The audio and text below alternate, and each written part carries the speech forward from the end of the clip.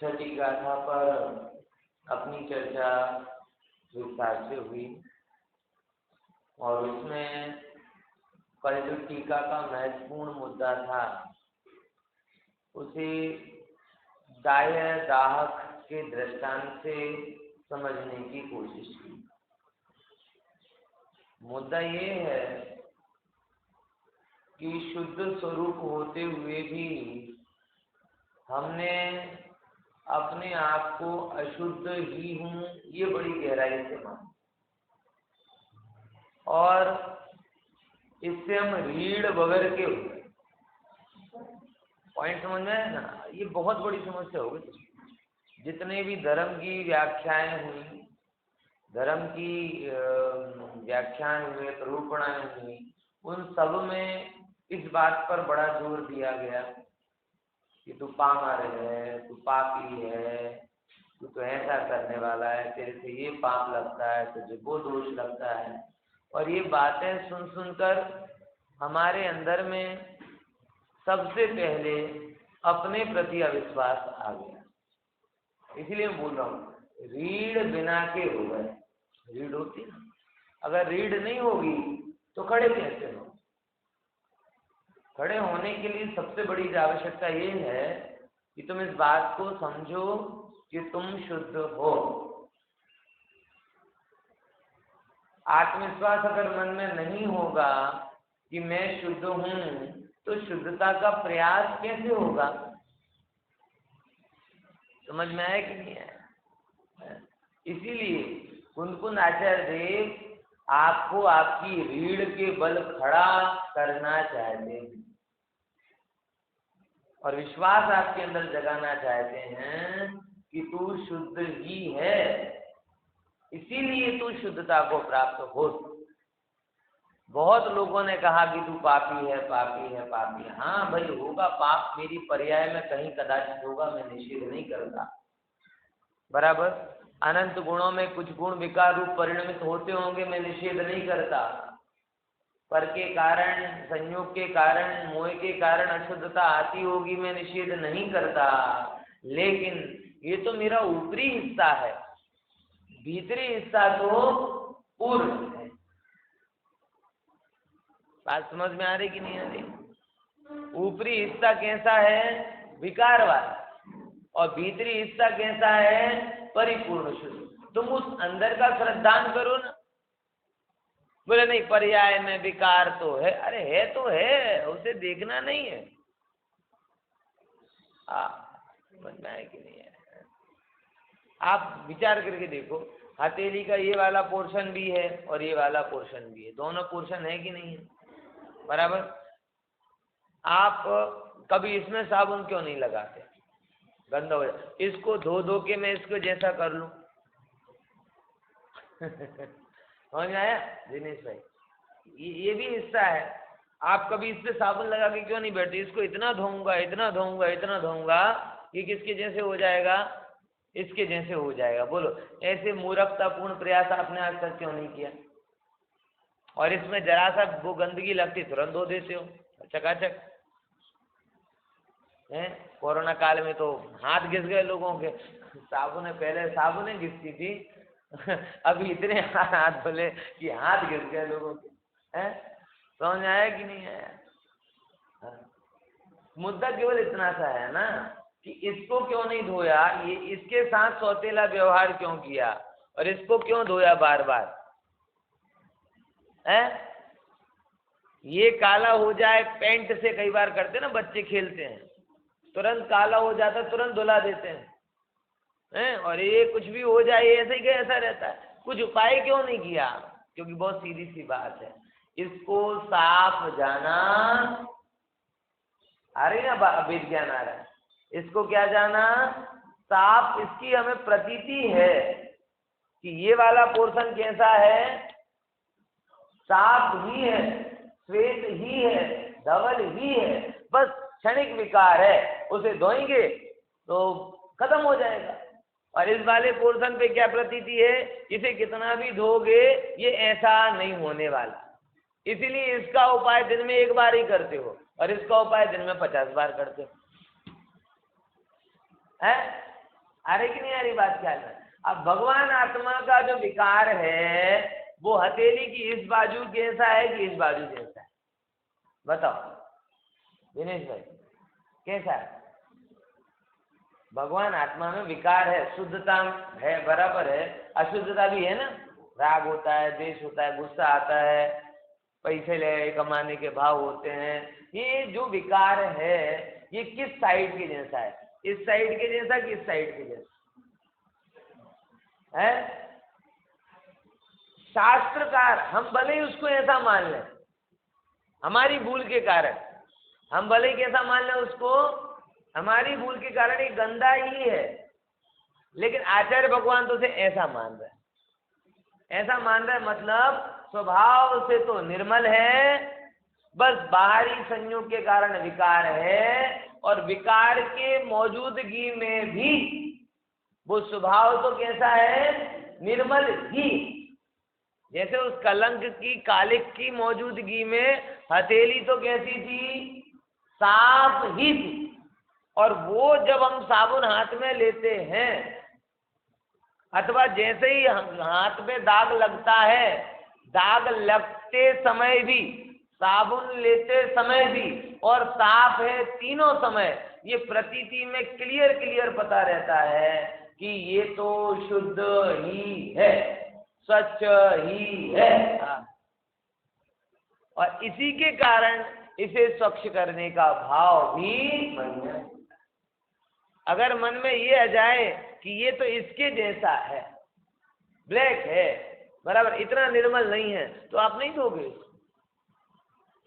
बस समय सार ये ज्ञान करा रहा है आपको कि संयोग के बीच में भी अथवा विकार के बीच में भी, विकार का अभाव करते समय भी और अविकारी दशा में भी, जैसे तीनों कंडीशन में अपन ने कहा था ना, हथेली पे कालिक नहीं लगी तब भी, कालिक लगी है तब भी, और कालिक धो रहे हो तब भी। आई ना? नहीं है बात ख्याल? समझे ना? तीनों बात है। कौन कौन सी? हथेली पर कालिक नहीं लगी है तब भी हमारी प्रतीति में क्या है? हथेली कैसी है? स्वच्छ है। कालिक लगी है तब भी प्रतीति में क्या है? हथेली कैसी है? स्वच्छ ही है। और जब आप साबुन से उसे धो रहे हो तब भी प्रतीति में क्या है? स्वच्छ ही। कहीं पर भी कचास हमारे श्रद्धान में नहीं। ऐसे भगवान आत्मा का शुद्धता का श्रद्धान करना मतलब क्या? कि बस ये हथेली साफ है, इसका श्रद्धान करना। बराबर समझ आया? कैसा? कि जब इसमें कालिक नहीं लगी, अनंत गुणों में कालिक नहीं लगी, अनंत गुणों में कालिक नहीं लगी। आपको पता है आत्मा के अंदर गुण कितने? दीपिका में कितने? आनंद। હવે એમાં તોફાની ગુણ કેટલા? તોફાની એટલે વિકાર કરે, વિકાર થાય, અમુક ગુણ, બહુ જ ખ્યાલમાં આવે છે? ગણીને આપણે ચાલીએ તો 4 કે 5 મુખ્ય છે, બાકી બધા તો સાઈડમાં છે, એની આપણે બહુ ચર્ચા નથી કરતા. 2-4 ગુણોનો જે તોફાન છે, શ્રદ્ધાનો તોફાન છે, ચારિત્રનો તોફાન છે, જ્ઞાનનો તોફાન છે, શક્તિનો તોફાન છે, અમુક એ જ મુખ્ય છે, બાકી બધા તો ગૌણ છે. અમુક જે આવે છે ને 21માં કહેવાય, તો બાકી તો વિકાર કેવી રીતે કરે સમજાવવું પડે. है? समझा कि नहीं समझा? बिल्कुल स्वस्थ आदमी हो ना, बोले तुम बीमार हो, क्यों? इस कारण से बीमार हो, इस कारण से बीमार। अब ये कोई मजा है? बीमारी तो आदमी खुद कह देता है मैं बीमार हूँ। तो मुख्यतः अगर अपन देखा जाए तो 3-4 गुणों में तूफान चलते हैं, बाकी अनंत गुण तो कालिक रहित हथेली के जैसे ही हैं। बराबर। दूसरे नंबर, दूसरा क्या बोला? कालिक लग रही है तब भी, मतलब जो तूफानी गुण है ऐसे गुणों में विकार हो रहा है तब भी। कैसा? ज्ञान कम ज्यादा जान रहा है, श्रद्धान पर को अपना मान रहा है, चरित्र में राग देश हो रहा है, शक्ति में कमी है, ज्यादा है, मुख्यतः कालिक लग रही है तब भी ज्ञानी की प्रतीति में है कि जैसे हथेली पर कालिख लगने पर भी हथेली कैसी है, स्वच्छ ही, वैसे इन गुणों में विकार लगने पर भी ये गुण स्वभाव से कैसे हैं, शुद्ध ही। धोने के लिए प्रतीति जरूरी है कि नहीं? नहीं तो आप धोने का प्रयास करोगे क्या?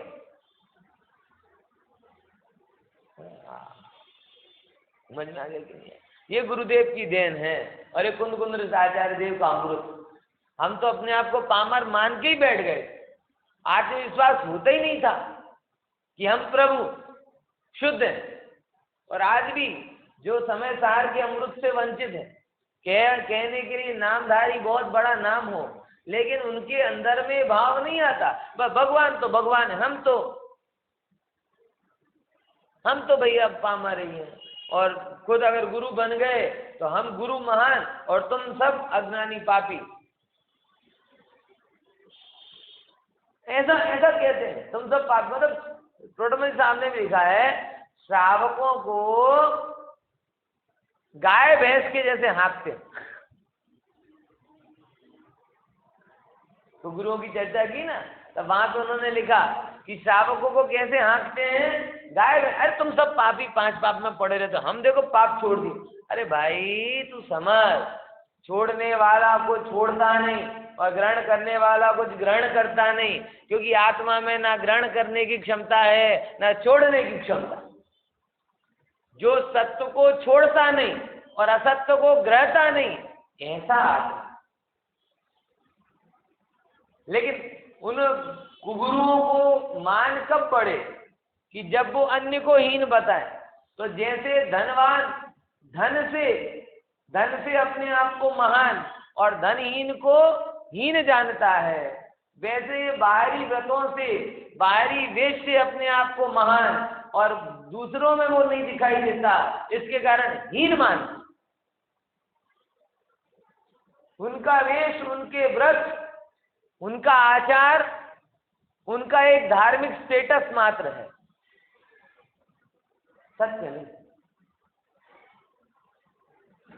समझ में आया? ख्याल में आया कि नहीं आया? बस साधन अलग है।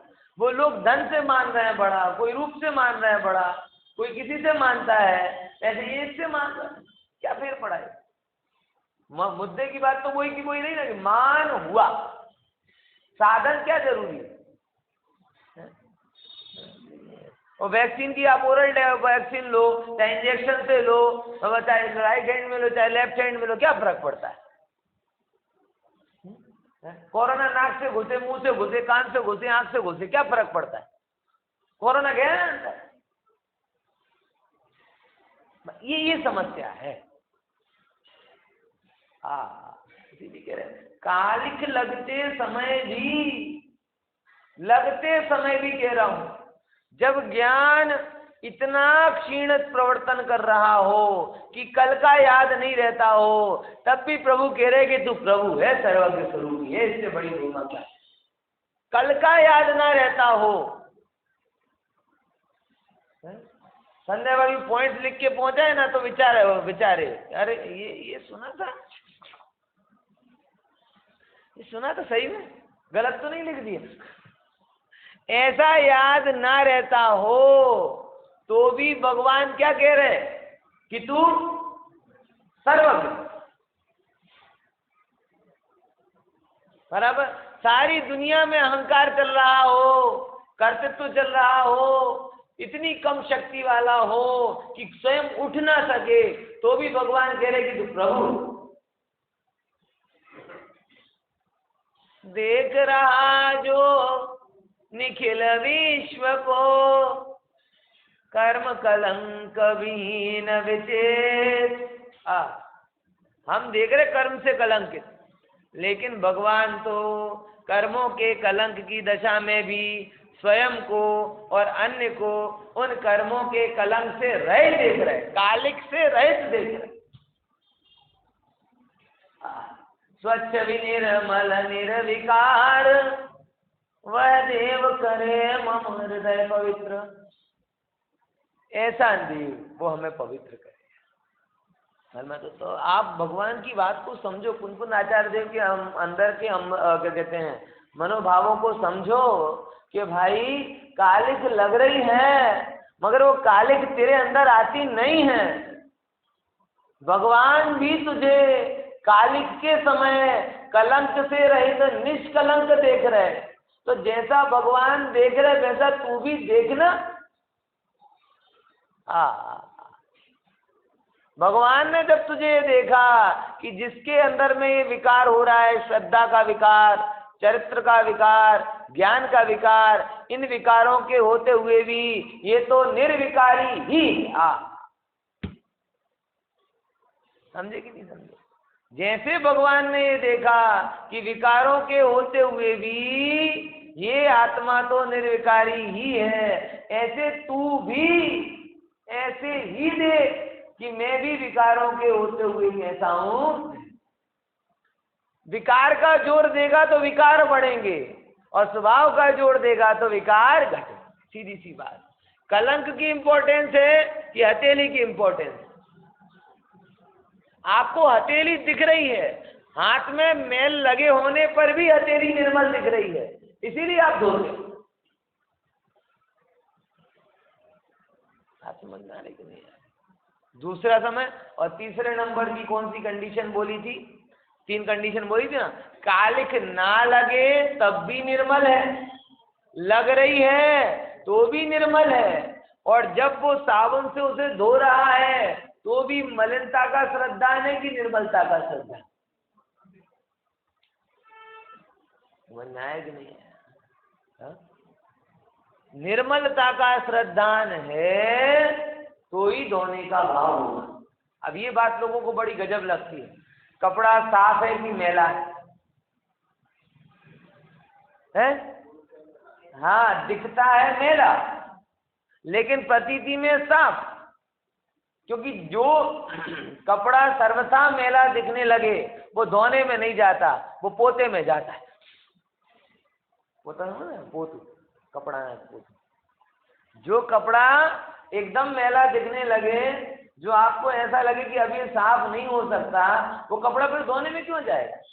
फिर वो कहाँ चला जाएगा? वो कपड़ा पोते में, पोछे में चला जाएगा। और जब तक वो धुल रहा है तब तक क्या है? माताओं बहनों को तो नहीं काम वालियों, अब कौन कपड़े धोता है? जब तक वो धुल रहा है तब तक अंदर की प्रतीति स्पष्ट है कि निर्मल है। अब कह रहे मेला है लेकिन प्रतीति में निर्मल। देखो कितना मेला और घिसते जा रहे हैं, देखो कितना दाग लगाया। अरे दाग तो छोड़ क्यों नहीं देते? अरे दाग दिख रहा है, दाग तुम्हें दिख रहा, निर्मलता माता बहनों को दिख। समझ में आया? दाग तुम्हें दिख रहा है और निर्मलता माता बहन, और वो निर्मलता के श्रद्धान से धोने का उपाय होता है। नहीं तो धोना किसको? नहीं तो धोना किसको?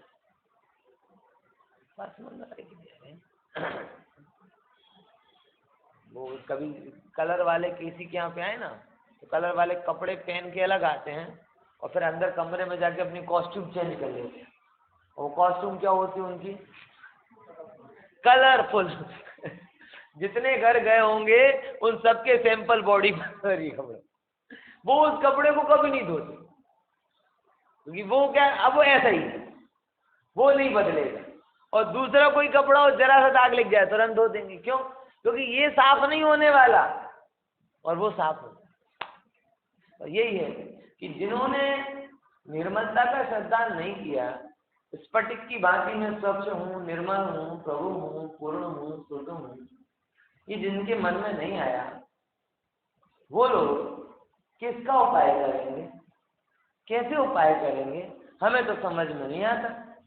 उनके उपाय कहीं ना कहीं दूसरे कलम को बुलाएंगे। समझा? एक विकार दूसरे विकार को लेकर आएगा, प्रभुता को लेकर नहीं आएगा।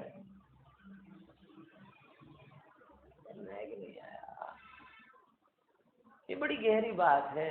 अब कोई व्यक्ति कहे कि नहीं साहब हम तो मैले हैं। अरे प्रभु, मलिनता तेरी पर्याय में है, मलिनता के उपाय करने पर भी उपाय मलिनता में चलता है और श्रद्धान निर्मलता का होता है। क्या बोला? उपाय मलिनता के उपाय करने पर भी उपाय कहाँ चलता है? मलिनता में। और श्रद्धान किसका होता है? निर्मलता। निर्मलता के श्रद्धान की ताकत है कि मलिनता के अभाव के उपाय होते।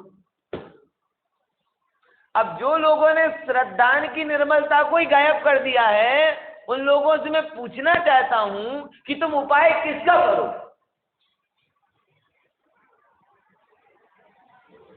है? समझ में आया कि नहीं आया? इसीलिए चलो उनसे क्या पूछें, आप लोगों से ही पूछ लेते। कितनी बार, अभी तो मैं जब से समाचार चालू हुआ है तब से बार बार ये कह रहा हूं, 5-10 मिनट आत्मचिंतन के लिए निकालना। कितने निकाल रहे हम? अपनी पूर्णता का ध्यान करना, अपनी शुद्धता का ध्यान करना। ओ हो, जैसे ये तन से वस्त्र भिन्न है, वस्त्र से घर भिन्न है, घर से जगत भिन्न है, वैसे ये आत्मा से राग भिन्न है। ये जिन जिन जगह पर है उस जगह पर मैं नहीं हूं, और मैं जहां हूं वहां ये नहीं है। ऐसी भिन्नता कब ख्याल में आएगी? 24 घंटे धंधे पानी विषय करता है, तात्कालिक तात्कालिक उपाय, तात्कालिक उपाय, तात्कालिक उपाय। बस ये काम आ गया ये कर लो, ये काम आ गया ये कर लो, व्यापार बैठे तो ये ग्राहक आ गया इसको चला लो, घर में है तो ये काम कर लो। कॉन्स्टेंट बैक टू बैक, एक के बाद एक के बाद एक के बाद एक के बाद। इतने टेम्परेरी उपाय कर लिए कि परमानेंट प्रॉब्लम ही भूल गए। है? समझना है कि नहीं है? कई लोगों को जिनको कोरोना के पोस्ट इफेक्ट आए ना, बोले कोरोना के बाद इतनी प्रॉब्लम खड़ी हुई कि मेरा ओरिजिनल क्या है मैं भूल गया क्या था। आवाज बदल गई उनकी, बॉडी लैंग्वेज बदल गई, बस बहुत चीजें बदल गई। बोले कि मैं मेरा ओरिजिनल भूल गया। और दुनिया में सबसे बड़ी ट्रेजेडी यही है, ओरिजिनल भूल जाना। ये हो रहा है, सारा जगत अपने ओरिजिनल स्वरूप को भूला बैठा है। ये समझदार पुकार पुकार कर कहता है कि देखो भाई, ये शुद्धता तेरा स्वरूप है, ये शुद्धता तेरा स्वरूप है, ये शुद्धता तेरा स्वरूप बन जाए कि नहीं है? क्यों? क्योंकि विकार नहीं होने की, कालिक नहीं लगने की दशा में, कालिक लगने की दशा में और कालिक को हटाने के उपाय की दशा में, तीनों दशा में श्रद्धान में क्या पड़ा हुआ है? ये हथेली कैसी है? निर्मल निर्मल निर्मल निर्मल निर्मल। तीनों दशा में ये हथेली की निर्मलता का श्रद्धान हथेली को निर्मल बनाने के हमारे उपायों को जीवंत रखता। अगर वो निर्मलता का श्रद्धान हट जाएगा तो उपाय भी नहीं होंगे, भिन्नता भी नहीं होगी। अरे मेले और निर्मलता में कुछ पता ही नहीं चले। समझ में आया? इसीलिए थोड़ा समय, ये देखो संसार सब बैग लेके बैठे तो संसार के तो रेट या की भांति एक के बाद एक काम आने ही वाले। ये समझ लो, बहुत गहरी बात बोल रहा हूँ, बार बार बोल चुका हूँ कि तुम अगर उदय की प्रमुख दोगे, रागादि भावों की प्रमुखता दोगे तो संसार में तो चलने वाला ही है। इसी का नाम तो संसार है। ये कोरोना जाएगा तो दूसरा आ जाएगा, कोरोना जाएगा तो दूसरा आ जाएगा, एक रोग जाएगा तो दूसरा आ जाएगा, एक परिस्थिति बदलेगी तो दूसरी आ जाएगी।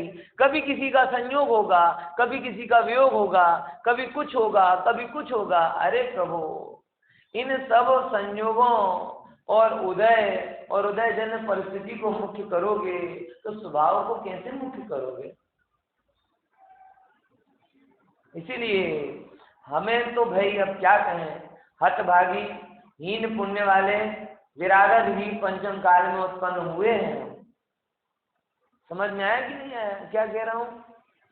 विरागत आराधना से चूके होंगे ना कभी, तभी तो पंचम काल में उत्पन्न हुए, तो पाप का पोटला ही लेके उत्पन्न हुए हैं।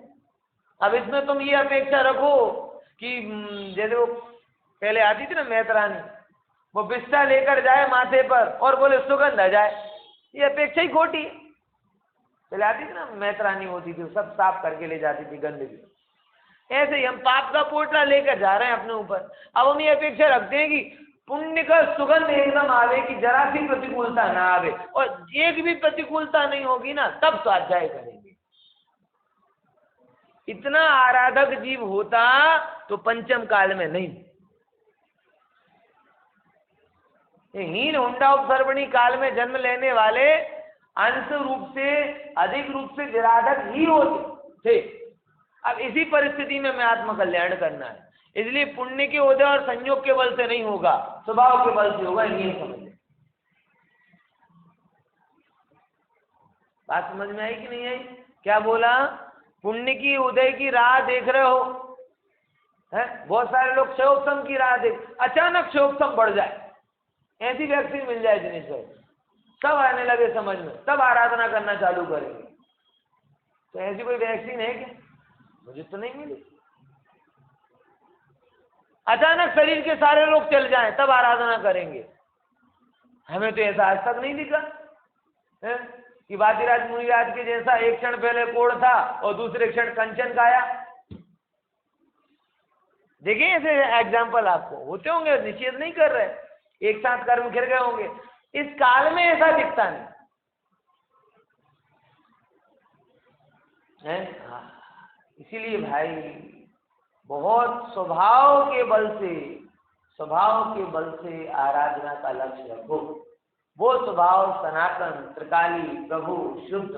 ओहो, बाहर की मलिनता होने दो, लेकिन मैं तो निर्मल ही हूं।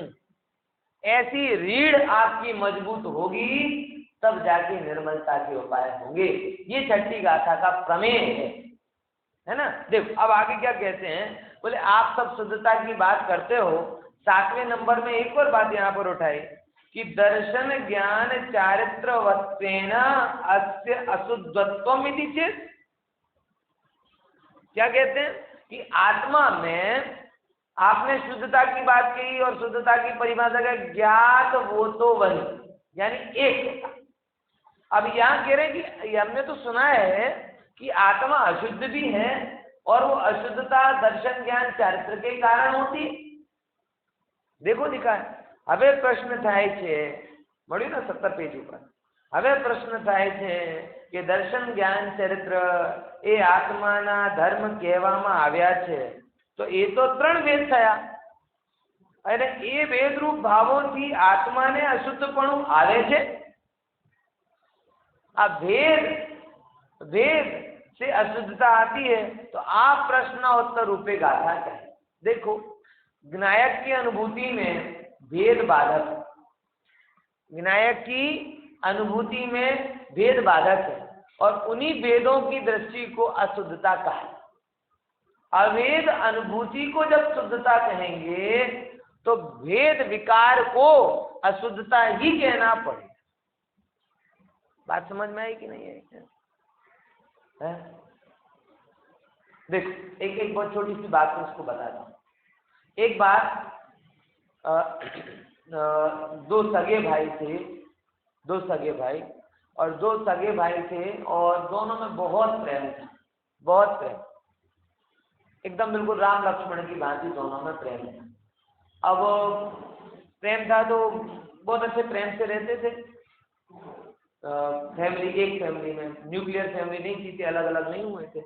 तो क्या हुआ कि एक बार घर में जामफल आए, बराबर जामफल आए। अब छोटा भाई जामफल लेके आया, उसके हाथ में 2 जामफल थे, एक बड़ा जामफल था, एक छोटा जामफल था, बराबर। इस तरफ से उसका बेटा आया, उस तरफ से उसके बड़े भाई का बेटा आया। बड़े भाई बालकनी से देख रहे थे, छोटे भाई ने बड़े भाई को देखा कि भैया देख रहे हैं और जामफल लेने मेरे दोनों बच्चे आ रहे हैं, एक बड़े भाई का बच्चा और एक मेरे भाई का बच्चा। तो उसने क्या किया कि ऐसे करके दिया, यानी बड़े भाई के लड़के को बड़ा और अपने लड़के को छोटा जामफल दिया। है क्या किया?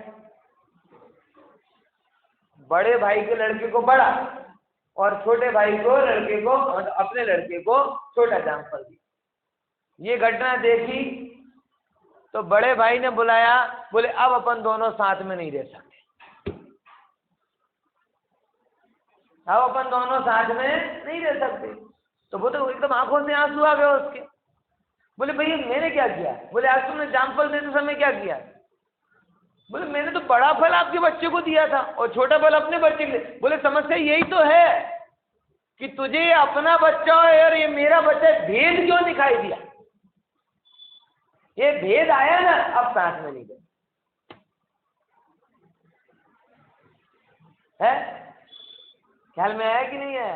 यही देखो, ये कहीं ना कहीं सहज नहीं था। अब देखो, आपको कदाचित कहानी बहुत ऐसी क्या बात थी, ऐसी क्या, लेकिन बात सत्य है कि जामफल समान, पुत्र समान अभेद होता तो जिसके हाथ में वो दे देता, लेकिन जानबूझ के मन में आया कि भाई को खराब ना लगे, है ना, उनको कुछ ना, इसलिए बड़ा उसको दो।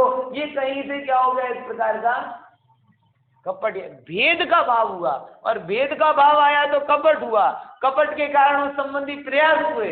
इसीलिए अगर साथ में दूध पानी के जैसे रहना है तो जैसे दूध में पानी दिखता नहीं है ना, होता है मगर दिखता, वैसे ही अनुभूति में सब कुछ है मगर दिखते नहीं, और अगर दिखने लग जाए तो भेद है वो अनुभूति से बाहर।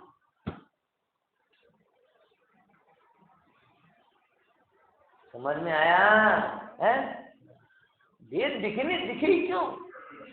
भेद दिखे ही क्यों है? पत्नी ये कि मैं मेरा पैसा भी आपको दे दूंगी, पति से, पति ये कहे कि मैं भी मेरा पैसा तुझे दे, पर तो तुम दोनों का जोड़ तो किस पर हो रहा है? मेरा पैसा में। अरे पति पत्नी हो तो मेरा पैसा क्या होता है? समझ में आया कि नहीं है? लेकिन वो विदेशी कल्चर में आ गए, बोले हम भी कमाएंगे, बोले हम भी कमाएंगे, हमारा पैसा हमारा, तुम्हारा पैसा तुम्हारा, कब जरूरत पड़ेगी तो हमारा पैसा हम तुमको दे देंगे, तुम्हारा पैसा हम ले। अरे हम तुम का भेद रहेगा?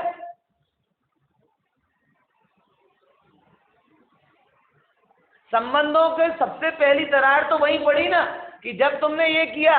भारतीय परंपरा में तो ऐसा कभी होता नहीं। वे तो बैंक वाले मजबूरी में दो अकाउंट करवाते, नहीं प्रूफ के रूप में चाहिए, प्रूफ के रूप में चाहिए।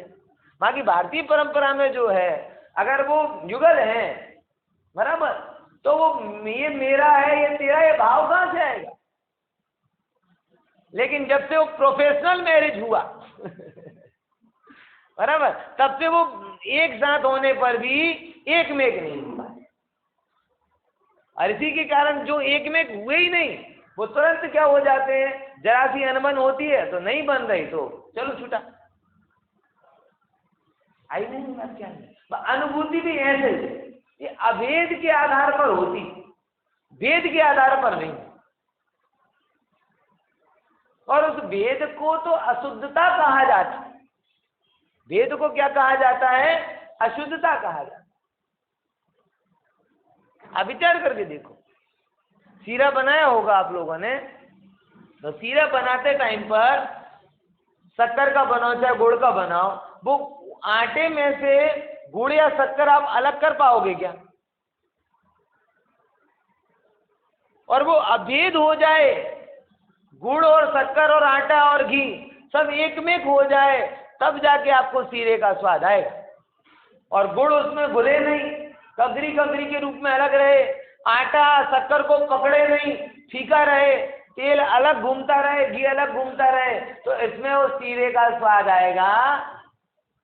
आपको गुड़ का स्वाद नहीं लेना, आटे का स्वाद नहीं लेना, घी का स्वाद नहीं लेना, आपको किसका स्वाद लेना है? और जब आपको सीरे का स्वाद लेना है तो तीनों की तीनों चीजें क्या होनी चाहिए? एक में होनी चाहिए। अलग अलग हुई तो गुड़ का ही स्वाद आएगा, सीरे का नहीं। आए कि नहीं है? यही बात यहां बता रहे हैं। 50 जगह हम इसका प्रयोग करते हैं। सबसे ज्यादा प्रयोग तो भोजन में जब होता है, मैं तो कई बार कहता हूं अपने उपयोग की, अगर आप छोटी छोटी जगह देखोगे ना, सूक्ष्म करोगे ना, तो आपको समयसार सब जगह दिखाई देगा। शक्कर आपने खाए, भोजन किया, एक रोटी खा भी चुके हो, तभी किचन में से आवाज आती है, सुनो देखो उसमें नमक डला कि नहीं डला। अभी तक पूरी एक रोटी खाने में नमक की तरफ ध्यान ही नहीं था, और जिस कौर में इंस्ट्रक्शन आया कि चेक तो करो कि नमक है कि नहीं है, अब जब कौर लिया ना मुंह में तो अकेले नमक का ही स्वाद आ रहा है, वो सब्जी का स्वाद ही नहीं आ रहा। आप कोई प्रयोग करके देख लेना कि वो एक क्षण पहले पूरी सब्जी का स्वाद था और एक क्षण बाद अब केवल किसका स्वाद आ रहा है। क्यों? क्योंकि भेद पाड़ दिया, पहले सब्जी थी अब नमक कर दिया। अब अगले कौर में देखो पकी कि नहीं पकी, तो फिर अपन ध्यान उस पर फोकस करेंगे, इस पर कच्ची आ रही है कि नहीं आ रही। क्यों? दो जगह नहीं रहता भैया, या तुम वेद की दृष्टि करोगे या अवेद की अनुभूति करोगे। वेद की दृष्टि वाले को अवेद की अनुभूति नहीं, और अवेद की अनुभूति वाले की दृष्टि में भेद, और इसीलिए अभेद की अनुभूति के लक्ष्य से दर्शन ज्ञान चरित्र के भेदों को अशुद्धता कहा जाता है। आई कि नहीं ये बात? देखो इसको समझते व्यवहारेणु बधिस्तरी, बोलो प्राणिस्त चरित दंसणम नाणम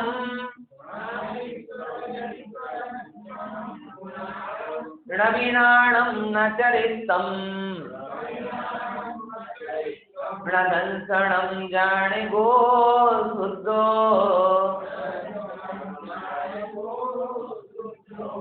पढ़ो एक बार, व्यवहारेणु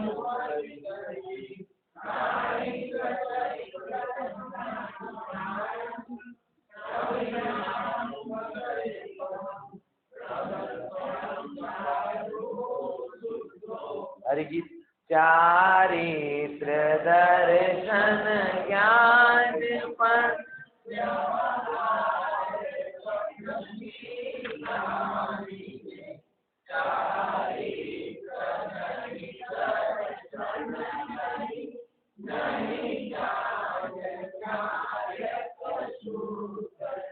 ओह क्या कहते हैं गाना, मारनी गाना। व्यवहारेणु बधिस्तरी, વ્યવહારથી, વ્યવહારેણુ यानी વ્યવહારથી, બધિષ્ઠતી એટલે કહેવાય છે, વ્યવહારથી કહેવાય છે। શું કહેવાય છે? વ્યવહારથી શું કહેવાય? જ્ઞાનીસ એટલે જ્ઞાનીને શું છે? ચરિત્ર એટલે ચારિત્ર છે, જ્ઞાનમ દર્શનમ એટલે દર્શન છે, અને જ્ઞાન છે। બરાબર? શું કીધું? વ્યવહારથી એમ કહેવાય છે કે જ્ઞાનીને દર્શન જ્ઞાન અને ચારિત્ર છે, व्यवहारથી કહેવાય। अपन व्यवहार को क्या समझ लेते हैं? जैसे व्यवहार से कहा जाता है ना कि गाड़ी मेरी है, ऐसे व्यवहार से कहा जाता है कि दर्शन ज्ञान चरित्र मेरे। बराबर बात? बराबर है ना? व्यवहार शब्द है, लेकिन व्यवहार व्यवहार में फेर है, व्यवहार व्यवहार में फेर है। जैसे अपने बेटे को भी बेटा कहा जाता है और बेटे के दोस्त को भी क्या कहा जाता है? बेटा कहा जाता है। अपनी माँ को भी माँ कहता है, और वो माँ का अपना जैसे हो ना कोई मित्र हो, वो भी क्या करता है? अपने मित्र की माँ को माँ कहता है। लेकिन माँ कहने में कितना फेर है, बेटा कहने में कितना फेर है। अब माँ और बेटा पना भी व्यवहार है, और वो व्यवहार का व्यवहार है।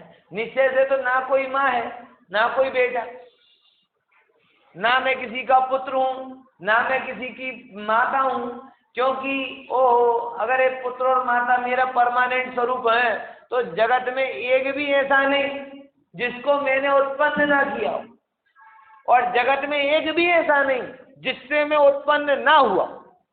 पता है आप? मतलब एक साथ एक ही व्यक्ति के पैर छूना और आशीर्वाद लेना, दोनों पर्याय अपने अंदर भी होना है कि नहीं है? क्योंकि ये सब तो इस पर्याय का खेल है, ये सब तो क्या है? इस पर्याय का खेल है। लेकिन अनंत अनंत पर्यायों में अनंत अनंत पुत्रों के पिता हो चुके और अनंत अनंत पिताओं के पुत्र हो चुके, कोई बाकी नहीं रहा। बराबर। तो ये भी क्या है? व्यवहार है। और इस पर्याय का व्यवहार, वैसे उस पर्याय में भी व्यवहार कि जो अपना पुत्र है वो तो पुत्र है क्योंकि किसी अपेक्षा से, और वो किस अपेक्षा से पुत्र, वो पुत्र के साथ में आया है, लेकिन उसलिए हमने उसको भी क्या कह दिया? बेटा। और वो भी क्या कह रहा है? माँ।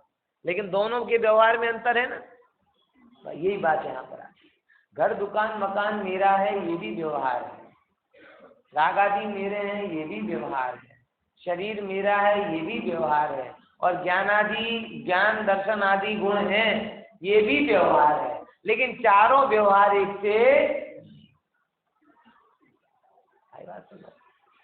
हर एक की अपेक्षा अलग अलग, हर एक की अपेक्षा अलग अलग। और इसी के साथ निश्चय दिया जाएगा कि नवीनाणम न चरितम न दंसनम जान गो शुद्धो, कि शुद्ध दृष्टि में देखने पर आत्मा को दर्शन भी नहीं है, ज्ञान भी नहीं है और चारित्र भी। देखो थोड़ा सा अपन इसका विचार कर लेते हैं। जो ऊपर बोली ना लाइनें, चार बातें, कौन कौन सी? घर मकान दुकान ये व्यवहार है, बराबर। ये किस अपेक्षा से है? व्यवहार का व्यवहार इसके लिए नाम है, वैसे तो मैं कई बार बता चुका हूं लेकिन फिर भी बता देता हूं। उपचरित असदभूत व्यवहार ने, कौन सा है ये नए? कौन सा व्यवहार ने है? उपचरित असदभूत व्यवहार। उपचरित मतलब फॉर्मल, असदभूत मतलब दो अलग अलग वस्तु। जब दो अलग अलग वस्तुओं को फॉर्मली औपचारिक रूप में एक करके बताया जाता है तो सबसे ज्यादा स्थूल व्यवहार, जिसे हम कहते हैं उपचरित असद्भूत व्यवहार में होता है। समझ में आया कि नहीं आया? क्या बोला? उपचरित असद्भूत व्यवहार में किस अपेक्षा से? जब दो एकदम भिन्न वस्तुएं हैं, कोई कनेक्शन नहीं है उसका आपके साथ में, लेकिन उसे आपकी बताई जा रही। जैसे ये मेरा मकान है, ये मेरी गाड़ी। अब मकान तो वहां पड़ा है, मैं यहाँ हूं, गाड़ी वहां पड़ी है, मैं यहाँ हूं, यानी कोई कनेक्शन है क्या? है? यानी भिन्न है, लेकिन एक अपेक्षा से मेरी कही गई है। कौन सी अपेक्षा से? उपचरित असद्भुत व्यवहार। क्यों ये लाई साहब अपेक्षा? क्योंकि इसके बिना नैतिकता नहीं बनेगी, लोक व्यवहार नहीं। हम किसके घर में रहने जाएंगे? किसी की भी गाड़ी को, किसी की भी जेब से पैसा निकाल लें, बोले ये सब अनीति आ जाएगी। ये मेरे बेटे बेटी है ना, ये सब उपचरित असद्भुत व्यवहार में से हैं। उपचरित असद्भुत व्यवहार, क्योंकि जो मेरे साथ हमेशा नहीं रहता और मेरे से भिन्न है, उसके साथ में जो संबंध बताया जाता है वो सबसे स्थूल व्यवहार में है। इसे कौन सा नाम कहा जाता है? उपचरित असद्भुत व्यवहार। बराबर। फिर दूसरा कौन सा होता है? अनुपचरित असद्भुत, मतलब शरीर। ये शरीर के साथ फॉर्मल रिलेशन नहीं, थोड़ा नजदीक का। वो आप इसको घर पे छोड़ के, आप शरीर कहे कि भाई आराम करना है और ज्ञान कहे कि नहीं स्वाध्याय सुनना है, तो एक काम करो ना, शरीर को बेड पर छोड़ दो और आप ज्ञान को लेकर यहाँ आ जाओ। हो सकता है क्या? आओगे तो वो दलबल के साथ में ही आओगे। ये क्लोज है, इसको भी अपना कहा जाता है एक व्यवहार। राग आदि हैं, उनको भी व्यवहार से कहा जाता है, लेकिन वो मेरे अंदर हो रहे इस व्यवहार। और ज्ञान आदि को कहा जा रहा है वो भी व्यवहार है, वो राग आदि के जैसा व्यवहार नहीं, घर परिवार के जैसा व्यवहार नहीं, मकान दुकान के जैसा व्यवहार नहीं। वो भेद है, मात्र इस दृष्टि से व्यवहार है। अनुपचरित है मतलब स्वभाव से है, सद्भूत है मतलब मेरे अंदर ही है, लेकिन बस जब तक वो भेद की दृष्टि रहेगी तब तक अभेद की अनुभूति नहीं होगी। तो जो टोडरमल जी साहब ने 7वें अध्याय में परिभाषा दी है, भेद सो व्यवहार और अभेद सो निश्चय, इस परिभाषा के अनुसार ज्ञान दर्शन चारित्र क्या है? व्यवहार से ये कहे गए। बहुत सारे लोगों को अंतर ही नहीं ख्याल में होता। व्यवहार से क्या कहते हैं, ज्ञान दर्शन आदि व्यवहार से तो क्या कहते हैं, जैसे गाड़ी मेरी नहीं ऐसे ज्ञान भी मेरा नहीं, ये गड़बड़ कर दी तुम। और फिर क्या गुरुदेव तो फरमाते सगड़ो व्यवहार अभूतार्थ है। अरे भाई अभूतार्थ है પણ એની વ્યાખ્યા જુદી જુદી। અભૂતાર્થનું મતલબ ત્યાં મારામાં નથી એ નથી, અભૂત તમે ટીકા જોજો, આપણે ચર્ચા કરીશું 11મી ગાથાની। અભૂત એટલે જે પ્રયોજનભૂત અર્થને ન પમાણે એ એંગલથી અભૂતાર્થ, અને પ્રયોજન તો આત્માનુભૂતિ છે અને ભેદની દ્રષ્ટિ આત્માનુભૂતિમાં બાધક છે, એટલા માટે એને આ વ્યવહારને પણ અભૂતાર્થ કહેવામાં આવે છે। કયા વ્યવહારને? આ વ્યવહારને પણ। પહેલો વ્યવહાર તો અભૂતાર્થ છે, પણ આ વ્યવહાર પણ અભૂતાર્થ છે। કેમ? કેમ કે આ દ્રષ્ટિ વાળો પણ બહાર છે, અંદરમાં નથી। બરાબર, થોડીક ચર્ચા આપણે કાલે કરીએ, કાલ ચર્ચા કરીશું।